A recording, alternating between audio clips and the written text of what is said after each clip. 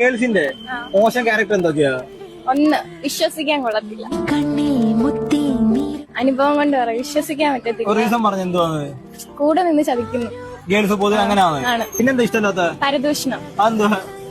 കൂടെ നിന്നിട്ട് ബാക്കിയുള്ളവരോട് നമ്മുടെ കുറ്റങ്ങൾ ചെന്ന് പറയും, നമ്മുടെ രഹസ്യം ബാക്കിയുള്ളവരോട് രഹസ്യമായിട്ട് പറയാം, അങ്ങനെ പറയാം കാര്യങ്ങളുണ്ട് ഗേൾസിന്റെ. പിന്നെന്തൊക്കെയാ ഗേൾസിന്റെ മോശം ക്യാരക്ടർ? പിന്നെ ഒരു ലൈനെ വെച്ചോണ്ട് വേറൊരാളെ വളയ്ക്കാൻ ശ്രമിക്കും. ഗേൾസ് പൊതുവെ അങ്ങനെയാണ്.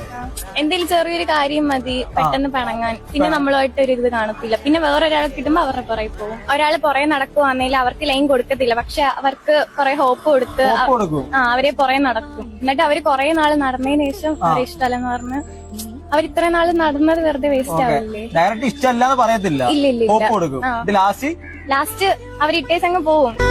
പറഞ്ഞ പല കാര്യങ്ങളും 100% ശരിയാണ്. പക്ഷെ എല്ലാ പെൺകുട്ടികളെയും അതിൽ ഉൾപ്പെടുത്താൻ പറ്റില്ല.